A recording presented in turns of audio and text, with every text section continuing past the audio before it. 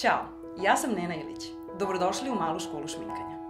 Pre svega želim da vam predstavim micelarnu vodu koju uvek koristim za čišćenje lica pre šminkanja, jer se i najmanja nečistoća ukloni sa lica. Micelarna voda se ne ispira i ona nije samo sredstvo za čišćenje lica, već i prvi korak nege. Nakon čišćenja kože na lice nanosim Hydra Bio serum. Odličan je kao podloga za šminku i odgovara svim tipovima kože. Brzo se upija i ima izuzetno laganu teksturu.